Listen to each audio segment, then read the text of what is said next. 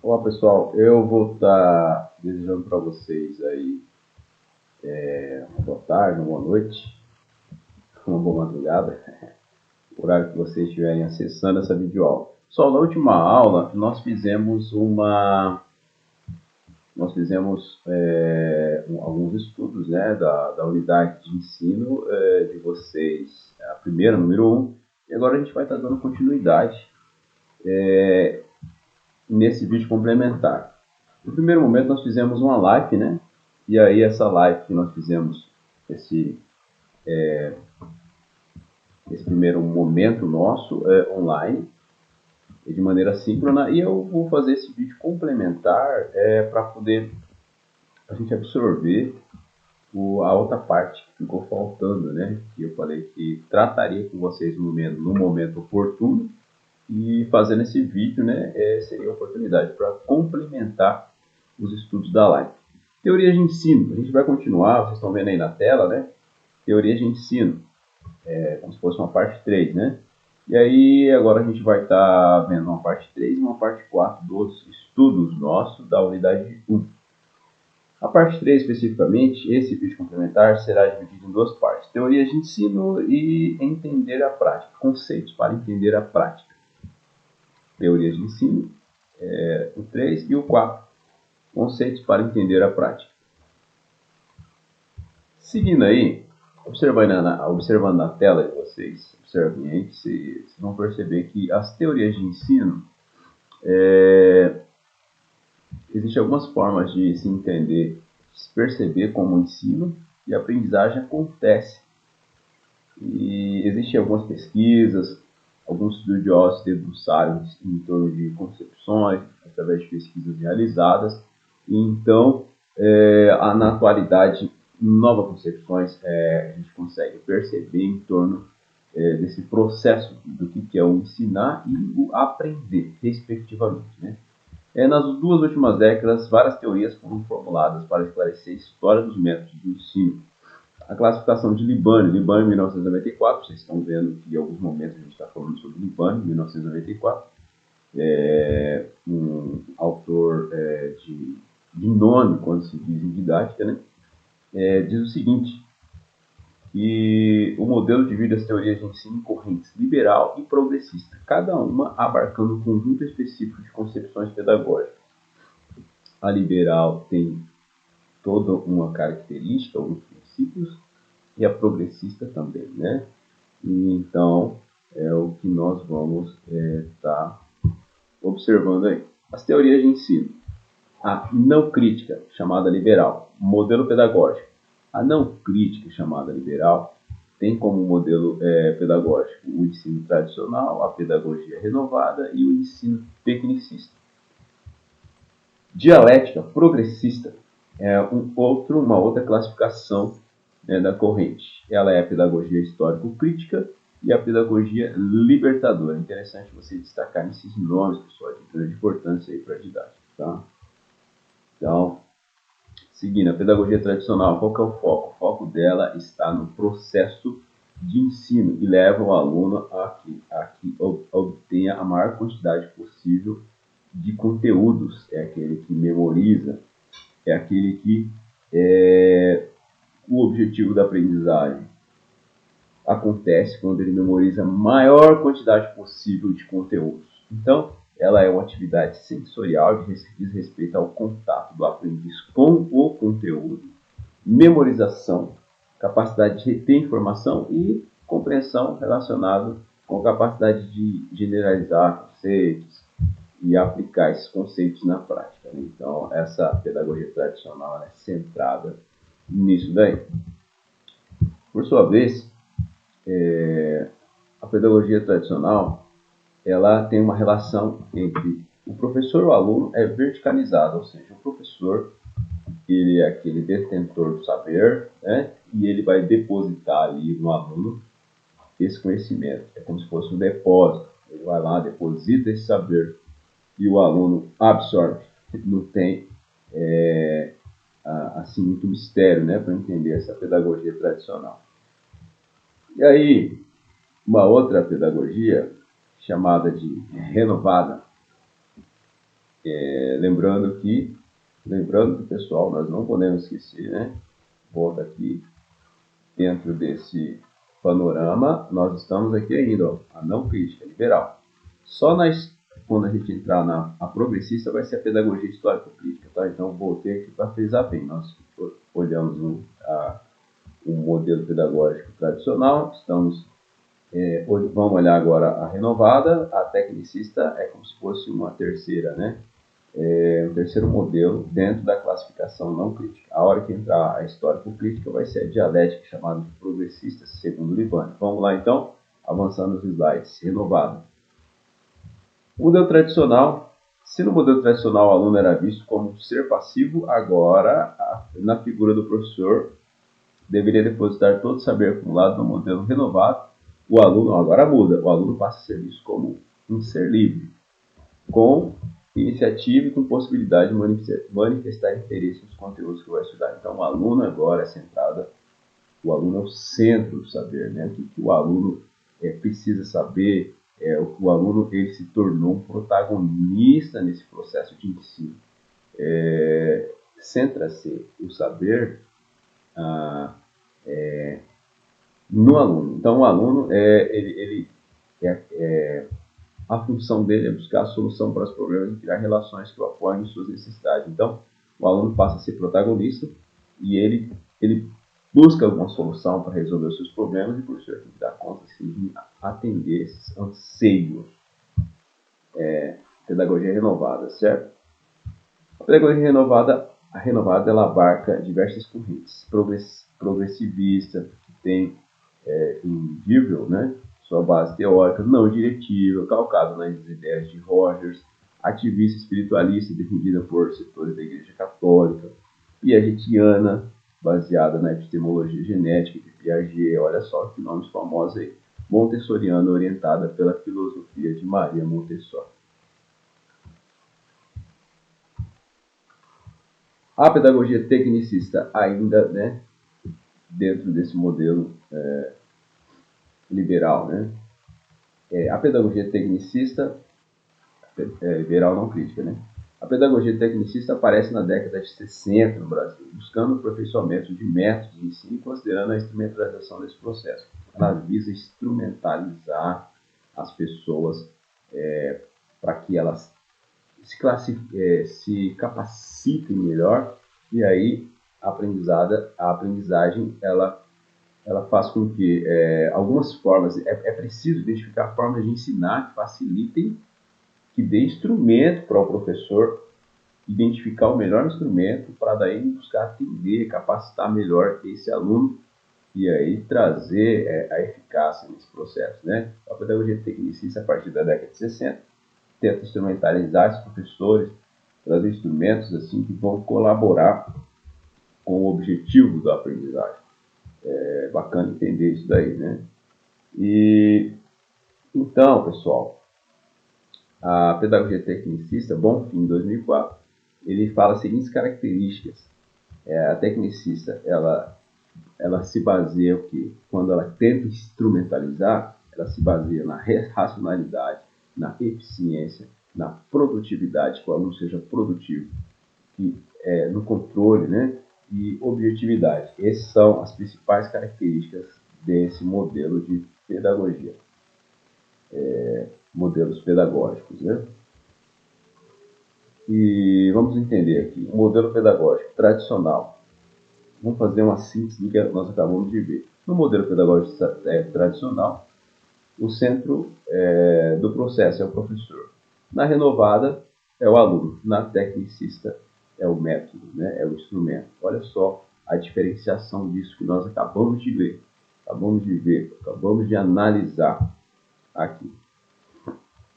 É bacana a gente ter essa noção, porque, né, enquanto futuros professores, você consegue diferenciar de fundamental importância.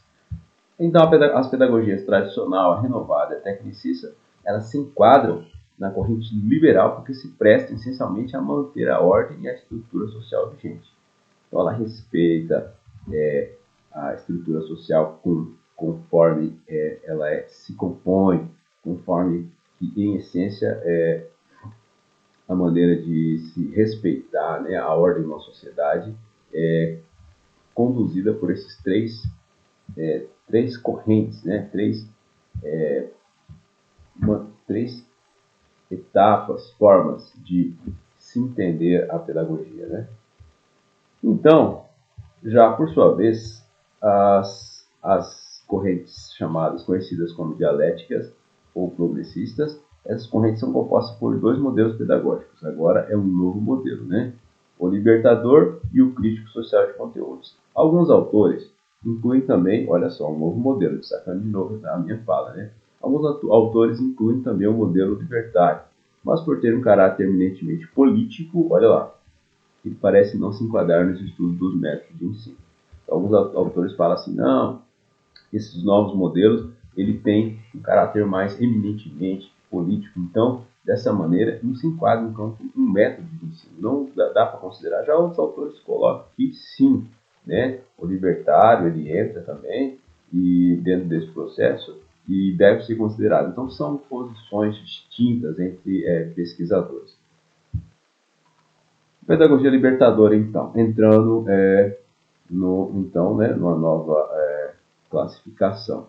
A pedagogia libertadora, inicialmente, é uma nova corrente da pedagogia nova, chamada, e dessa maneira, que se opunha ao ensino tradicional. Ela focada no aluno para a construção do conhecimento. A libertadora, então, ela tenta libertar as amarras que se construiu na tradicional, na tecnicista, né?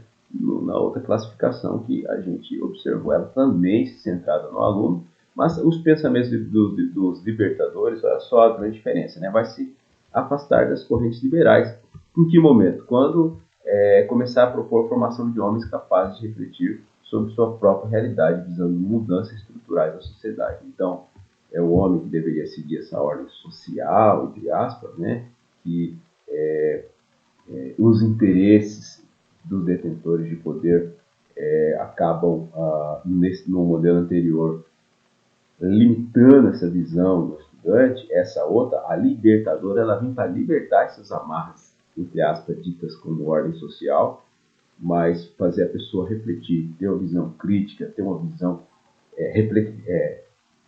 de reflexão mesmo, né, em torno de questões, problemas, mazelas sociais, e aí avançar, ele ser libertado desse modelo e a partir desse modelo de pedagogia libertadora conseguir ter uma noção do que é preciso dentro do tecido social, ter uma mudança para que ele avance de fato, se emancipa das agarras ideológicas dentro de um processo de formação do sujeito humano, né? Bem nesse sentido aí. Então, avançando um pouco, a pedagogia libertadora se assenta sobre a relação de horizontalidade entre educador e educando. Educador e educando se encontram no mesmo patamar, numa mesma altura, diríamos assim, dentro de um processo de ensino, de aprendizagem, né? Então, o professor não é aquele vertical, que é superior. Não, o aluno e o professor, eles dialogam, eles aprendem dialogando. E a pedagogia crítico-social de conteúdos, por sua vez, os pensadores defendem esse modelo pedagógico da seguinte maneira. Simplesmente não consideram suficiente que se dominassem os conteúdos acumulados pela história da humanidade e das pessoas. Não apenas ter o domínio que a humanidade construiu, mas muito menos julgaram satisfatório, né? Eu vou ter o domínio, a sociedade construiu, a humanidade construiu uma história, vamos estudar, vamos dominar essa história aí do que foi aprendido, né? Não é apenas isso. Mas se requer que um ambiente pedagógico torne-se um palco de discussões políticas, né? Crítica política, tem uma noção de criticidade, ela traz isso daí, essa pedagogia crítica social de conteúdos, ela traz o conteúdo e você tem que criticar, ter uma visão emancipada, como se diz, do que se entende enquanto conteúdo, por que se aprende conteúdo e o porquê que os seres humanos têm que pensar de uma maneira mais abrangente, emancipada, se discute toda essa problemática. Avançando aqui, agora nós vamos seguir para uma né? Tem um vídeo para vocês assistirem, é importante vocês assistirem nos slides, né? Dá para vocês, no momento oportuno, assistir. Conceitos para entender a prática. Agora, esse é um outro momento do vídeo complementar. Para a gente entender a prática, educação, pedagogia e didática, conceitos básicos. Vamos entender, então, a diferenciar isso daí. A educação escolar apresenta algumas características tais. Intencionalidade. A escola é organizada com uma intenção específica. A escola serve para quê? Vamos problematizar? Vamos pensar isso daí? Sistematização. O processo de educação escolar é sistematizado, currículo, sem carga horária, tem um tempo específico. E existe a separação entre o corpo docente e discente, entre outros, né? Sistematização. Como que ele é sistematizado? Vamos refletir. O texto traz essa reflexão. Organização. A prática escolar prevê a organização de conteúdos, de grupos de alunos, de professores. A relação social também faz parte. Uma escola atende às necessidades do seu contexto, né? Será que uma escola atende às necessidades do contexto onde ela está inserida? Tudo isso daí é de grande importância para a gente entender o que vem a ser conceitos básicos de educação, de pedagogia e de didática, ok, pessoal? Vamos seguir aí, né? Tem um videozinho para vocês assistirem também. Então, o que vem a ser ensinar e educar? Ensinar é ajudar alguém a aprender determinado conteúdo. Quando você ensina, você tenta trazer de maneira prática um determinado conteúdo, faça com que a pessoa aprenda, né? E educar? Educar já é o que? É orientar a pessoa a se preparar para fazer parte de um grupo social específico. Quando você educa, você fala, ó, você tem que fazer parte desse grupo social específico, né? E aí, para você ser inserido, né, socialmente, então, você tem que ser orientado. Essa pessoa tem que ser educada, né? É nesse sentido aí. Educação, pedagogia e didática, conceitos básicos. Vamos entender, então, o que vem a ser, né? A educação, para a pessoa fazer parte desse tecido social, ela tem que ser educada, né? A pedagogia, por sua vez, ela vem dentro. A pedagogia corresponde ao estudo sistematizado do processo educacional. Então, você vai aonde ser educado? Através de quê? Através da pedagogia. Olha aqui, eu estou mexendo o mouse aqui, né? E a didática, ela se encaixa onde, né? Para responder essa pergunta, analisa a figura adiante, né? A didática, ela vem pensar nos métodos, a arte de ensinar essa pessoa através da pedagogia, né? Ela vem trazer aqui a pedagogia é um processo tematizado, ela vem instrumentalizar, ela vem entender esse sujeito que vai ser formado, e a didática ela trabalha, ela colabora aí dentro da pedagogia, que fica dentro do núcleo maior chamado educação. Então é importante a gente ter esse entendimento, né? E a educação, pedagogia e didática. A pedagogia está inserida na educação e a didática dentro da pedagogia. Então, olha só que bacana entender isso, né? A didática é uma disciplina específica que se preocupa em estudar os processos de ensino. Olha só, os processos do quê? De ensino e os processos de quê também? De aprendizagem. É o que a gente está vendo, não está vendo? A gente está entendendo aqui que são os processos de ensino e os processos de aprendizagem. É justamente isso. E aí, então, a didática, que é especificamente o que nós estamos estudando, né, que é o centro de maior importância aqui do nosso estudo, é didática. Né? Então, nós estamos aprofundando aqui, buscando entender o que vem a ser didática. O processo de formação do professor deve conter 3 aspectos, né, interrelacionados. A formação teórico-científica, que são os conceitos que os alunos vão estar vendo dentro da formação específica, dentro dos seus cursos, né? Uma formação didática e uma formação prática, licenciatura principalmente, né? Didática na prática docente. Para ser docente, você tem que entender esses elementos aí. A formação teórico-científica trata do conhecimento específico da disciplina. A didática, capacitar a pessoa para ser um professor, ter uma didática, uma arte, né, de ensinar e de fazer o aluno aprender. E a formação prática é o objetivo inicial do professor no ambiente escolar, né, que faz com que a pessoa vá lá, faz o seu estágio e tenha assim, uma noção prática do que vem a ser docente.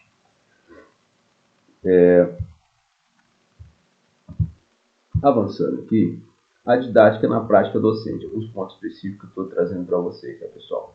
A didática na prática docente. Libani explica que a didática possibilita ao professor executar todos os passos necessários para dar a aula, né, uma aula eficaz e efetiva. Processo de ensino, etapas de uma aula, o método de ensino. O professor então tem que considerar como que vai ser esse processo de ensino, o método, os procedimentos de aprendizagem, como que ele vai, que procedimentos ele vai inserir na aula dele, os materiais didáticos e a gestão da situação de ensino. Só lembrando que nós teremos uma unidade, que é a próxima unidade, que vai tratar especificamente sobre o método de ensino. Professor, eu queria saber que instrumentos são bons, são interessantes para a gente desenvolver uma boa aula. Nós vamos estar vendo na unidade seguinte, que é a unidade 2. Eu gostaria de destacar isso aqui, tá? Então, apenas aqui nós estamos fazendo uns estudos preliminares, né? Uma noção das correntes, as classificações das correntes e a diferença entre educação, pedagogia e didática. E, sobretudo, nós estamos vendo, a gente está vendo alguns conceitos associados a tudo isso, né? Então, observando aqui, o professor ele tem que se atentar para que Libânio coloca aqui que para executar todos os passos necessários para a realização da aula, ele tem que seguir esses procedimentos aqui, né? Procedimentos de aprendizagem, o método, o processo de ensino, ele tem que considerar os materiais, a gestão da situação de ensino. Ele tem que ser um gestor ali dentro tendo autonomia para tocar assim uma aula, diríamos assim, certo? E avançando aqui, a didática na prática docente. Então, cada um dos momentos da aula exige do educador a capacidade de aplicar métodos. Muitas vezes fica a impressão de que a metodologia é essencial, exclusivamente quando se ensina um determinado conteúdo. Etapas de uma aula. Presta atenção nessa parte aqui. Apresentação dos objetivos. O professor tem que ter objetivos bem claros. Construção do conhecimento. De que maneira que ele vai construir o conhecimento. Que conhecimento que ele vai levar, né? E a fixação, a aplicação do novo conteúdo. Como que ele vai ajudar na absorção desse conteúdo para seus estudantes. E a avaliação da aprendizagem. Ele vai avaliar, assim, de forma de resultado, através de indicativos de como esse aluno aprendeu, que ele vai estar tendo um norte, diríamos assim, de como o aluno conseguiu absorver ou não esse conteúdo. Não seria nem especificamente resultado, mas como que esse aluno aprendeu? De alguma forma ele vai analisar isso daí, ele vai conseguir ter, ele tem que conseguir, né, ter evidenciado isso. Correto? E aí, por final aqui, pessoal, fixação e aplicação do conteúdo. Dentro de um espaço de tempo dedicado à construção de um novo conhecimento, o professor tem que ter noção de que o método está sendo fundamental e as formas de ensinar está sendo fundamental também. E se o aluno está tendo um conhecimento de maneira crítica a partir daquela forma que a pessoa está aprendendo e os métodos estão sendo capaz de fazer com que ele consiga transformar esse conteúdo em conhecimento, em saber para esse aluno que busca aprender. Então, todo esse processo tem que estar alinhado, tem que estar de maneira globalizada, tendo uma interconexão para que se gere um efetivo aprendizado nesse estudante. Pessoal, vou fechando por aqui o vídeo e agradeço a participação de vocês. Forte abraço para vocês e a gente vai conversando, dialogando, ok?